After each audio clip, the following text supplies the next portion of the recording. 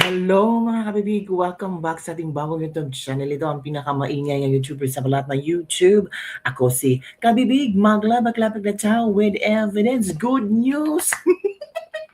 Ay nako, panalo si VP Sara mga kabibig kasi pumanig ang Korte Suprema sa kay VP Sara, di ba? Yung kongresista nag-appeal sa impeachment case ni VP Sara na kasi, di ba, ang unang sinabi ng Korte Suprema na ang impeachment ni VP Sara is unconstitutional. Nag-apela ang mga kongresista na ngayon, final na final. Panalo si VP Sara, iyak na iyak ang mga kongresista kasi sabi ng Korte Suprema, unconstitutional talaga ang impeachment na hinain nila ni VP Sara. Uy, nakakahiya mga kongresista. My goodness. Nakakahiya sa mga kongresistang pumirma sa impeachment ni VP Sara because the Supreme Court find it as unconstitutional. Alaka, bumoto tayo ng mga kongresistang walang alam sa batas, walang alam sa proseso. Umapila pa kayo, tapos ang sagot ng Korte Suprema, still unconstitutional yan. Ilang times kayo nasampal? Diba? Nasampal yung mga feeling, yung mga hambog ng mga kongresista. Tingnan nyo, isang 100% sampal. Ito sa iyong pagkakongresista, sa iyong pagkapolitiko. Dapat alam nyo ang batas. Kahit hindi nga kayo abogado, pero at least alam nyo ang batas. May mga kongresista dyan na abogado, supalpal kayo sa Korte Suprema. Anong mukha nyong ihaharap? Yung mga pumirma dyan, naku, unconstitutional pala. Ano kayang gawing hakba ni BP Sara? Kasuhan kayo? O, ito kabibig. Baka sabihin nyo naman, gawa ni kabibig yan. Ay, alam nyo na kabibig, chika-chika lang. Ito na, basahin nyo. Supreme Court affirms dismissal of impeachment complaint against VP Duterte. The Supreme Court in Bank has denied with finality the motion for reconsideration filed by the House of Representatives, which sought to reverse the court's July 25, 2025 decision that declared the articles of impeachment against VP Sara unconstitutional. Yun na. Final na yan ha. Huwag na kayong umapila. The Supreme Court and Bank voting unanimously o unanimous ha. Lahat sila denied with a finality the motion for reconsideration filed by the House of Representatives, which sought to reverse the court's July 25, 2025 decision that declared the articles of impeachment against Vice President Sara Z. Duterte unconstitutional. It affirmed that the fourth impeachment complaint transmitted to the Senate on February 5, 2025 was already barred by Article 11, Section 3, Subsection 5 of the Constitution.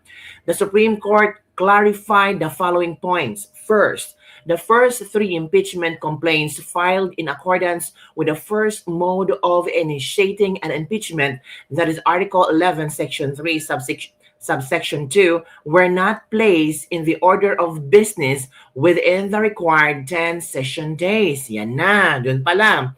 Session days as used in Article 11, Section 3, Subsection 2, or for purposes of the first mode of initiating an impeachment complaint does not mean legislative session days. A session day for purpose of Article 11 in the Constitution was given its plain and ordinary sense, which the court interprets to mean a calendar day in which the House of Representatives holds a session. Second, the Supreme Court reiterated Gutierrez v. versus House of Representatives. However, it further elaborated that an impeachment complaint filed in accordance with the first mode of impeachment, Article 11, Section 3, Subsection 2, is deemed initiated for the purposes of a one-year bar in Article 11, Section 3, Subsection 5, when a properly verified and endorsed impeachment complaint is referred to the Committee on Justice.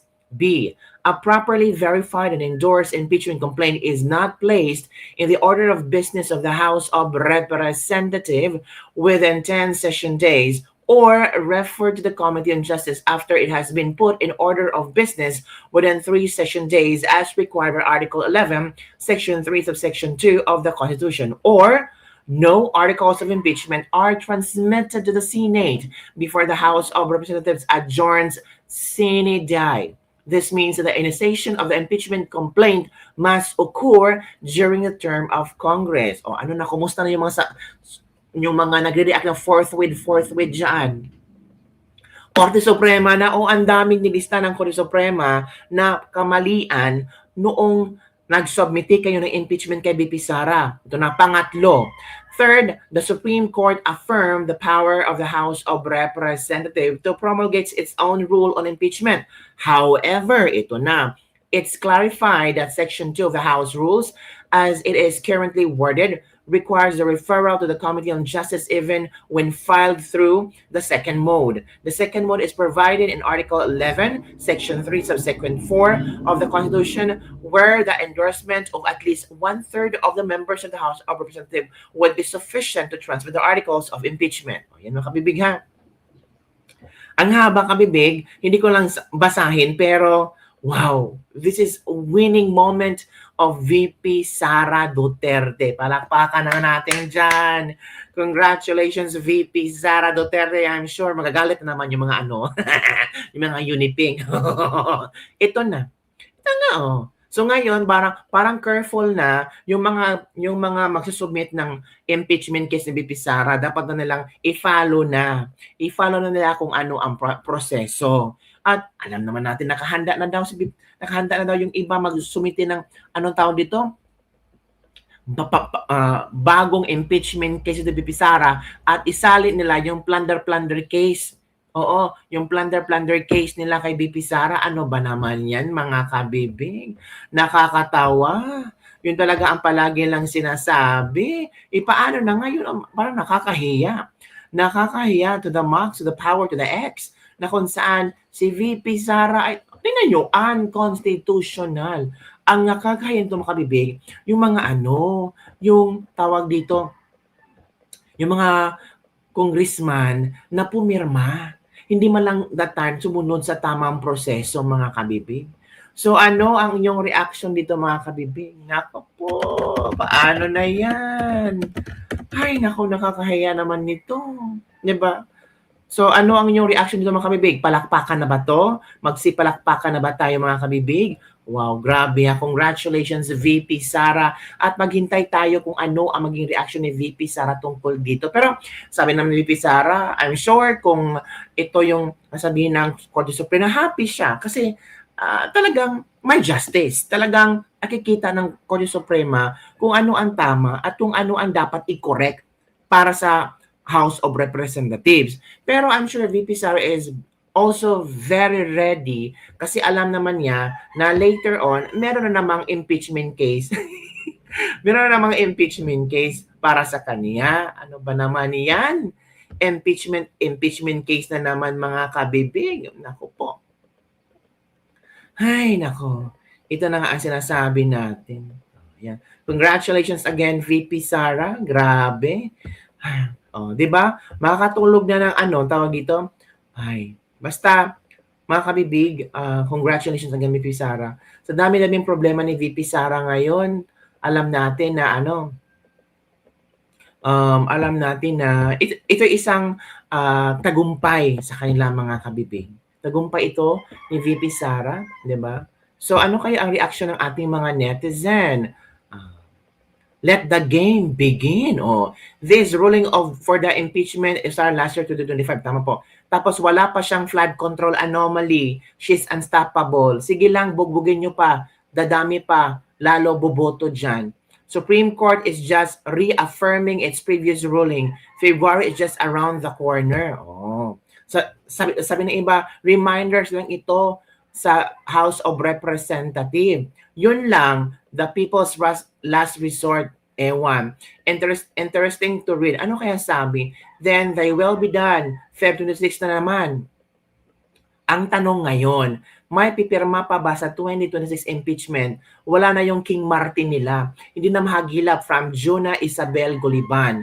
Sabi ni Shane Artisano, hay nako, next year ulit, try until you Ganda ng paglabas ng resolution. 3 days before February na. Umaksyon pala ng mabilis ang Supreme Court. O, di ba? Ang tagal.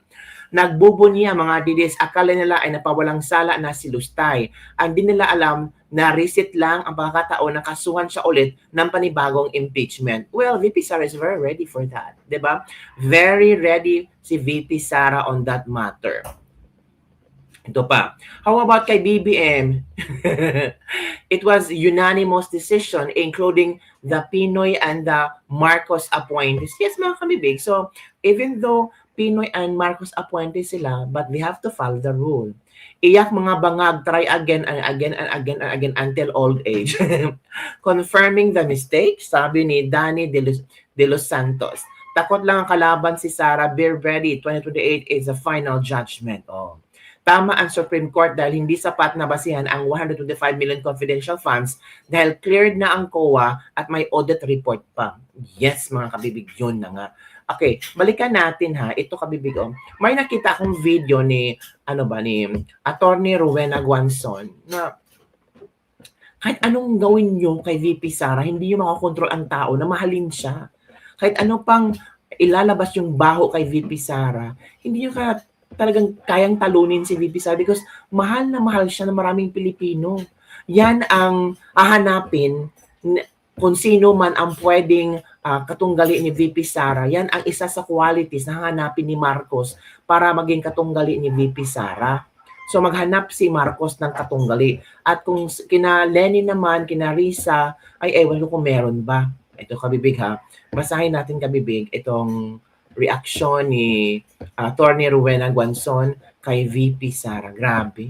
Parang parang nakikita ko na talagang parang nafe-feel ko na si Attorney Rowena Guanzon mas nakikita niya kung gaano kagaling si VP Sara. Mas nakikita niya kung ano ang pwedeng kaya ni VP Sara. Diba kabibig? Ikaw kabibig, ano nakikita mong kaya ni VP Sara? Kaya ba ni VP Sara magpatawad? Magkaiba kasi si VP Sara at saka si Pangulong Duterte. Si VP Sara kasi mga kabibig is hindi siya katulad ng tatay niya na baliwalain na lang niya ang mga taong nanira sa kanya. Kahit alam ni VP Sara na ginagawa-gawa siya ng istorya. Pero si Tatay Digong, sabi kasi ni VP Sara, nagaling kay Digong na baliwalain mo na yan mga taong yan, huwag mo nang pansinin yan. Pero si VP Sara, hindi kaya ni VP Sara mga kabibig. Talagang, ang tawag, sabi ni VP Sara na hindi, lalaban ako. Lalaban si VP Sara. Lalaban si VP Sara mga kabibig. At anong tawag dito? Hindi siya magpapatalo. Diba? So, nasan ba si Atty. Rowena Guanzon? Hanapin natin Atty. Rowena Guanzon. Pero, ito. Wait for our kabibig. Wait, ito na. Ito yung, share ko na lang. Ito ba yun? I think so. Ito yun, I think so. Ito. Rodrigo Duterte. Bongga. Duterte parade. What? Kahit anong masabi mo sa kanya, ayaw mo sa kanya. This man, Rodrigo Duterte, has a charisma that is unparalleled. Pero ang charisma niya sa masa, hindi sa elite. Opo. I think he came at a time when the Filipinos were so tired of elitist politicians. Also, that we've never had a president from Mindanao in a long time. Because Rojas was from the Visayas, right? Osmeña was also from the Visayas. So, ang feeling ng mga tao na Mindanao's left out. I think up to now, they still feel that way. Pero ito kabibig ha, may isa akong i-share sa inyo about ni VP Sara o ano ang reaction ni Rowena Guanzon. Ito lang, wait for a while. Kaya talaga, ang gusto yung mabilisan. Bilisan mo kabibig, hintay lang, ito na.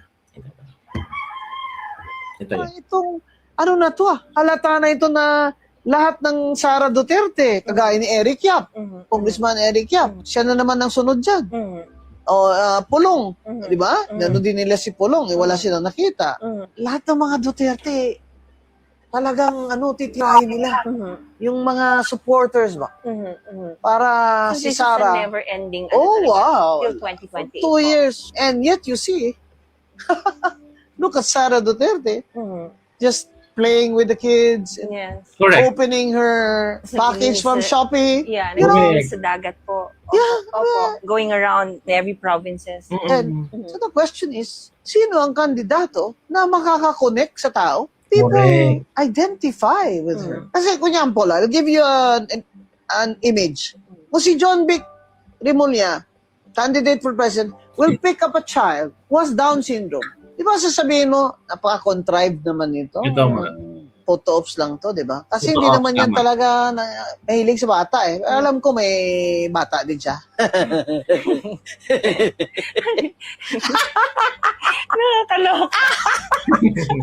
John Vic, bawal pikon ha. Pero si Sara Duterte, picture this in the campaign. She picks up a child with Down syndrome. Nanay siya eh. Mhm. And you will feel. Mhm. Relatable po. Yes. Opo. That's the difference. Mm. So now, goal na goal ba? Kung sa Bisaya pa itong mga BBM gang na ito, kasi wala silang kandidato. Ipapa-impeach sila, ipapa-plunder nila, ipa-disqualify nila, kung ano-ano na lang. Mhm. Lalo naman nagagalit ang mga tao. So atin naman, kung di ganyan gusto nyo, eleksyonin natin. Bakit? Pwede ba snap election na lang? Mhm. Di ba? Mhm. Pero snap election, now na. Opo. As in next month. Kasi Parang itong, So, yun, kabibig narinig niyo si Atty. Rowena Guanzon. And, yun nga, walang makikita na pwedeng panglaban kay VP Sara for 2028. Diba? Na-mention na ni Atty. Rowena Guanzon si John Vic Rimulya, tapos si Risa Hontiveros, wala talaga kabibig. And, we're very happy for VP Sara victory sa araw na to. Pero ilang araw na lang, February na naman, I'm sure marami na naman magsasampa na impeachment. Ay, nako. So, sige lang. Okay lang yan. Diba? Walang problema yan. VP Sara is very ready to face this impeachment nila. Yun lang, kabibig. Don't forget to like, subscribe, and share this video. Bye, everyone. See you next time.